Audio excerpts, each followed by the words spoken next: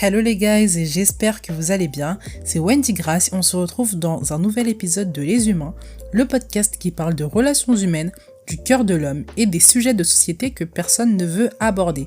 Si tu découvres ce podcast, ajoute-le à ta bibliothèque pour ne manquer aucun épisode. Aujourd'hui, on parle relations au travail et la question qu'on va se poser, c'est comment reprendre le travail après une mauvaise expérience. Comment retrouver la force d'aller au boulot quand ça s'est mal terminé dans notre précédent emploi.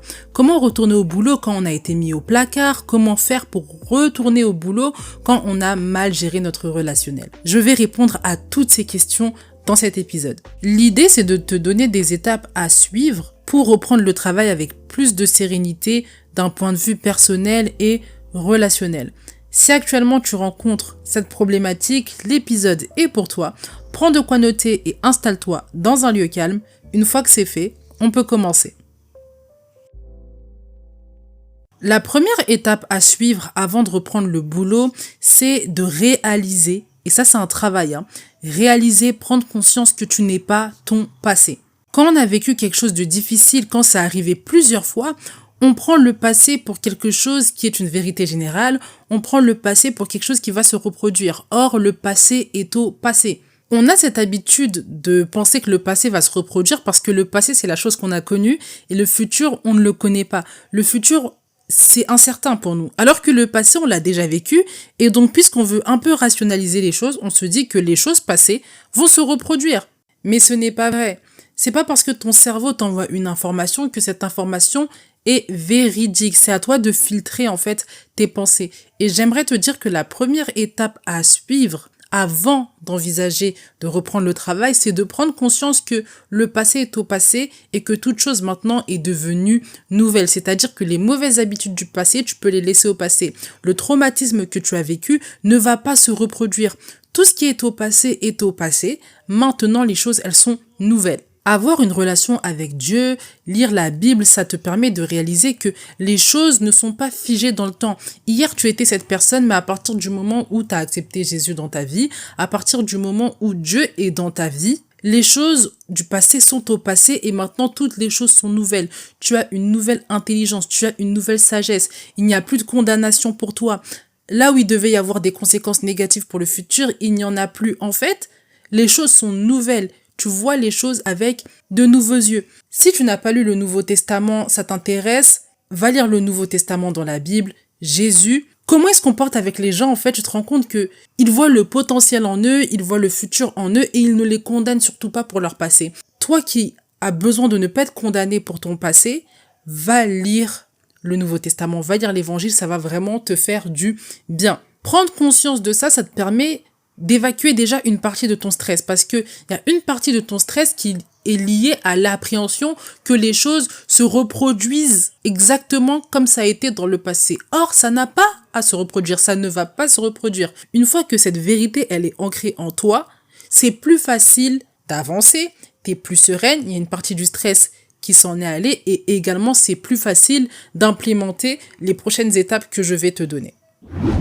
La deuxième étape à suivre pour reprendre le boulot après une mauvaise expérience, c'est de consulter un professionnel de la santé. Je parle précisément d'un psychologue ou d'un psychiatre. On peut aussi ajouter les coachs, mais ça j'en parlerai un peu plus loin. C'est le job des professionnels de santé de te faire extérioriser, de faire ressortir tes peurs, de te donner également des outils pour mieux gérer ton stress, pour mieux gérer tes peurs, de te donner d'autres perspectives aussi par rapport à ce que tu vis et par rapport à ce que tu as vécu. Je pars toujours du principe qu'il faut profiter de la connaissance des personnes qui ont étudié, qui ont été sur les bancs de l'école et qui ont également de l'expérience, qui ont de la pratique. Tu ne peux pas régler tous tes problèmes seul et ça j'en ai parlé dans l'épisode précédent. On a besoin de personnes autour de nous et y compris des personnes qui sont spécialistes dans les domaines où on a des difficultés. Là, en l'occurrence, tu as vécu quelque chose de difficile, tu as eu une mauvaise expérience relationnelle au travail, tu as peur que ça se reproduise dans ton futur emploi. Ce que je te conseille de faire, puisque ça a engendré du stress, puisque ça a engendré de l'appréhension, puisque ça a engendré beaucoup de choses en toi, des peurs notamment, je te conseille de consulter un professionnel de la santé. Tu peux décider d'entamer le suivi avant le travail et de le terminer avant la reprise du travail, mais tu peux aussi décider de commencer avant ta reprise de boulot et continuer pendant que tu reprends le boulot, au début, pour avoir des repères, pour être aidé. Cette relation d'aide, elle peut te faire du bien. Savoir que tu as quelqu'un à qui tu vas pouvoir parler, quelqu'un à qui tu vas pouvoir te confier, une personne qui va également te donner des outils pour vivre des moments un peu difficiles ou les moments de tension, les moments que tu appréhendes, ça peut te faire du bien. Et donc c'est un investissement, c'est vrai, mais c'est un investissement qui, je pense, en vaut la peine, surtout quand tu as vécu quelque chose de traumatique. La santé n'a pas de prix. Tu veux reprendre le boulot, tu veux avoir une vie sociale, parce que le travail, ça fait partie aussi de la vie sociale. Tu aimes aussi ce que tu fais, mais tu sais que tu as encore des séquelles de ce que tu as vécu dans le passé. Privilégie ta santé. Ne la néglige pas. J'ajouterais aussi que tu dois prendre ton temps quand il s'agit de choisir ton psychologue, ton psychiatre. C'est une relation d'aide, c'est très personnel et ça se fait beaucoup au ressenti, ça se fait beaucoup au feeling, je dirais, et beaucoup à ton niveau d'aisance. Prends ton temps. T'es pas obligé de poursuivre une relation si ça ne te plaît pas, si ça ne te convient pas, si tu ne te sens pas suffisamment à l'aise. Cette relation, c'est une relation d'aide, donc tu as besoin de te sentir aidé. Si la relation, elle te dessert plus qu'elle ne t'aide, passe à autre chose. Et dis-toi aussi que tu peux avoir de la chance et tomber tout de suite sur un bon psychologue, mais tu peux aussi galérer à trouver le bon psychologue ou le bon psychiatre. Il va te falloir 1, 2, 3 médecins pour que tu puisses te rendre compte que là, ouais, ok, j'ai trouvé le mien. C'est un travail, ça demande des efforts, c'est un chemin, mais le plus important à nouveau, c'est ta santé. Tu ne vas pas chez un psychologue pour être ensuite traumatisé de la relation que tu as eue avec ton psychologue. Le but, c'est que ce soit une relation d'aide, que tes besoins soient satisfaits, que tu te sens bien. Et donc, si ça demande du temps, ça prendra le temps qu'il faudra que ça prenne, mais prends vraiment quelqu'un avec qui tu te sens à l'aise, une personne qui t'aide, une personne qui te donne des outils qui te font avancer. Et il n'y a rien de mal à ne pas se sentir à l'aise avec un psychologue, avec un psychiatre. Il n'y a rien de mal en fait à changer. C'est ton argent déjà et c'est ta santé. Et donc il faut pas négliger et prendre une relation juste parce qu'elle est là. Tu veux la meilleure aide possible, tu veux l'aide qui va te permettre le plus d'avancer et de progresser. Avant de passer au point suivant, je dirais aussi que tu n'es pas faible si tu as besoin d'un psychologue, tu n'es pas faible si tu as besoin d'un psychiatre. Je sais que ça peut être très difficile pour des personnes qui sont comme moi, d'origine africaine, où on n'a pas cette culture-là qui nous est inculquée, la culture de la relation d'aide. On te voit comme un faible ou comme un fou ou une folle si tu décides de prendre rendez-vous avec un psychologue ou un psychiatre. Tu n'es pas fou, tu n'es pas folle, tu n'es pas faible si tu as besoin d'un psychiatre ou d'un psychologue. Tu as besoin d'aide pour régler un problème, pour régler une difficulté, et il n'y a rien de mal avec ça. Ne vis pas pour les gens, ne vis pas pour le regard des autres, ne te laisse pas avoir par les pensées des autres. Des fois, les gens ne disent pas, mais tu sais quel est leur avis sur un sujet.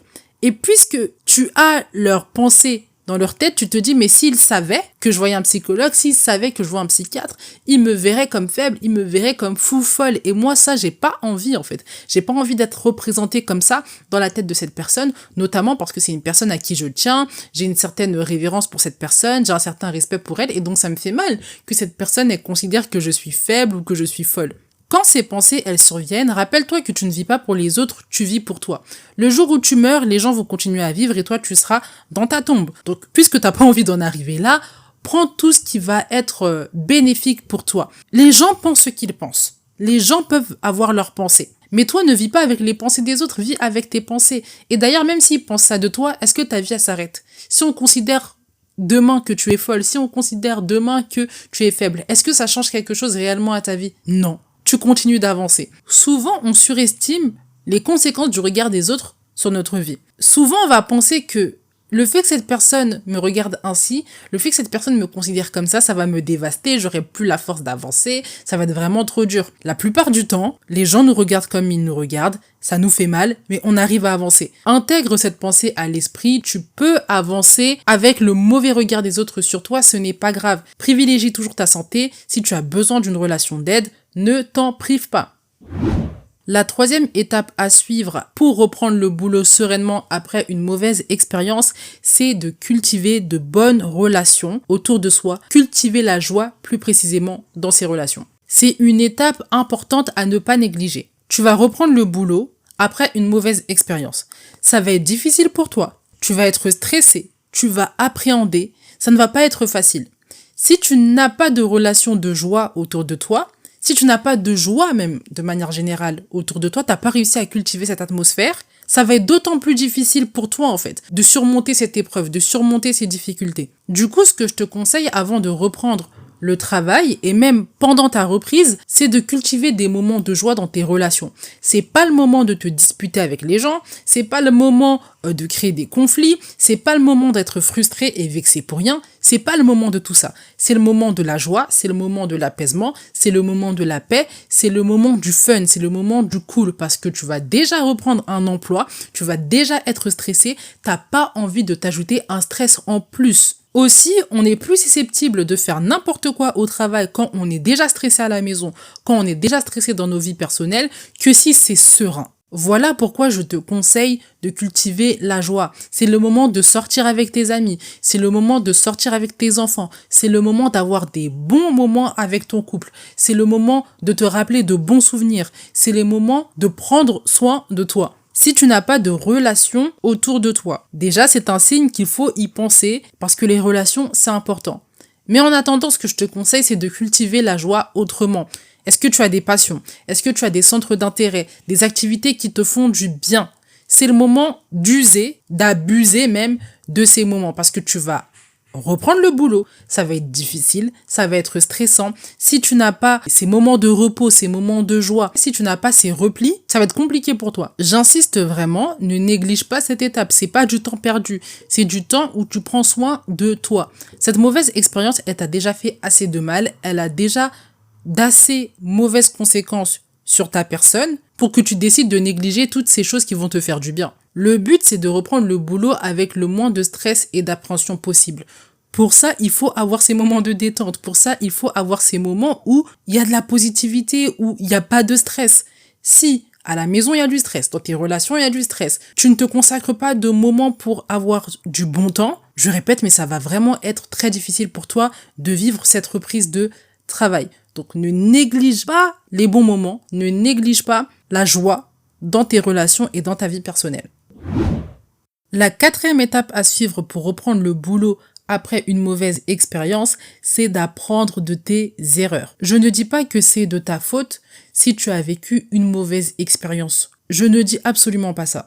Ce que je veux dire par là, c'est que il se peut que tu aies une mauvaise gestion des choses. Avant la mauvaise expérience, pendant que tu vivais cette mauvaise expérience et après la mauvaise expérience. Par exemple, il se peut que la mauvaise expérience que tu aies vécue soit liée au fait que tu avais de grands conflits avec un collègue. Et à cause de ces conflits répétés avec ce collègue, tu as été mise au placard, alors que tu estimais que tu avais raison, etc. Avant la mauvaise expérience, il se peut peut-être que déjà tu aies mal géré ta façon de lui répondre, ta façon d'exprimer ton mécontentement, ce qui a mené au conflit. Il se peut que pendant la mauvaise expérience, tu n'aies pas été suffisamment stratège ou t'as pas fait les écrits comme il le fallait. Et il se peut, après la mauvaise expérience, que tu sois dans l'hyper-culpabilité, que tu sois dans l'hyper-frustration et que tu te laisses complètement prendre par cette mauvaise expérience. T'as pas réussi à surmonter. Il y a eu de mauvaises conséquences aussi pour ta famille, pour tes relations personnelles. Dans cet exemple, c'est de la faute de tes collègues, de ton supérieur hiérarchique qui t'a mis au placard. Ça, c'est clair et net. Mais t'aurais pu mieux faire. T'aurais pu mieux gérer la situation aussi. Ça, c'est faire preuve de maturité, reconnaître que les choses sont pas noires ou blancs, reconnaître qu'on a une part aussi de responsabilité, même si elle est petite, et s'engager à ne pas reproduire les mêmes erreurs. Mais pour s'engager à ne pas reproduire les mêmes erreurs, il faut faire le bilan. Il faut déjà reconnaître tes erreurs. La première chose que je vais dire, et je viens de le répéter, mais ce n'est pas de ta faute, ce n'est pas ta responsabilité entière. Ne te sens pas coupable, ne te dis pas non mais elle est en train de dire que c'est de ma faute si j'ai vécu telle chose. Non, je dis simplement qu'il se peut que tu aies une part de responsabilité, que tu aurais pu mieux faire les choses. Reconnais-le, ça ne veut pas dire que tu es une mauvaise personne, c'est pas un jugement sur ta personne. C'est pour t'aider, c'est pour que tu progresses. Fais le bilan du relationnel que tu as eu au boulot. Est-ce qu'il y a des informations que tu as confiées qu'il ne fallait pas? Est-ce que tu as été trop émotionnel? Est-ce que tu n'as pas été assez procédurière là où tu devrais l'être? Est-ce que tu as fait les écrits là où il le fallait? Est-ce que tu as demandé, sollicité l'aide dont tu avais besoin quand elle était disponible? Pense à tous ces aspects et avec le recul, maintenant pose-toi la question, qu'est-ce que j'aurais pu mieux faire? Qu'est-ce que j'aurais pu améliorer? Qu'est-ce que j'aurais dû faire que je n'ai pas fait? Qu'est-ce que je n'aurais pas dû faire que j'ai fait? T'es pas obligé d'avoir toutes les réponses maintenant, mais le plus important, c'est d'engager le processus et les réponses, elles vont venir toutes seules ensuite. T'engager dans la réflexion, c'est très important aussi parce que ça te permet de réfléchir à tes actions. Et beaucoup, on est un peu dans un mode automatique dans ce monde qui va vite, dans ce monde où on n'a pas le temps de réfléchir. On prend pas le temps de réfléchir à nos actions. On prend pas le temps de prendre du recul sur ce qu'on fait. Et peut-être que c'est ce qui t'a coûté. Parce que tu as accumulé des actions auxquelles tu n'as pas réfléchi. Si tu avais pris le temps, après une action peut-être de réfléchir, de te poser, de faire le bilan, peut-être que tu n'aurais pas vécu tout ça. Ou même si tu l'avais vécu, tu l'aurais vécu avec plus de détachement. Ça aurait été plus facile pour toi de surmonter en fait cette mauvaise expérience. Donc prends le temps de faire le bilan, ça ne veut pas dire à nouveau que c'est de ta faute, que toute la responsabilité est sur tes épaules.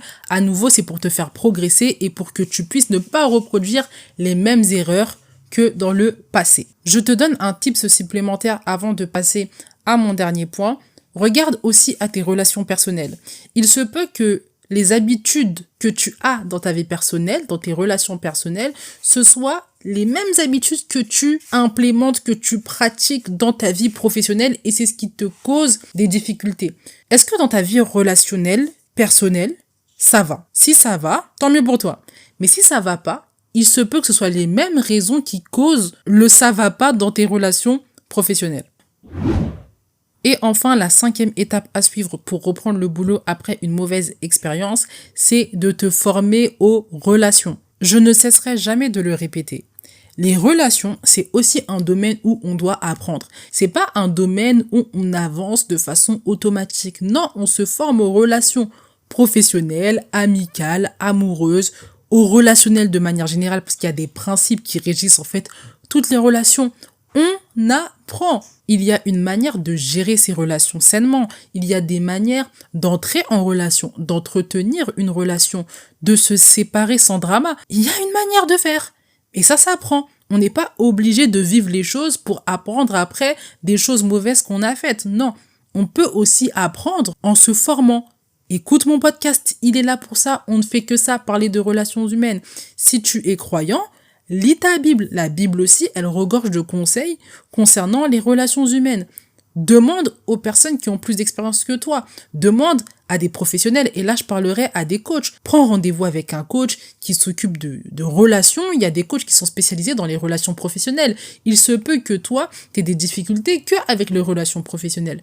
Dans ce cas-là, prends un coach spécialiste des relations professionnelles. Pose tes questions, demande-lui de t'éclairer, de te donner des objectifs pour que tu puisses t'améliorer. Le plus tu apprends sur le relationnel, le moins tu t'exposes à des difficultés relationnelles.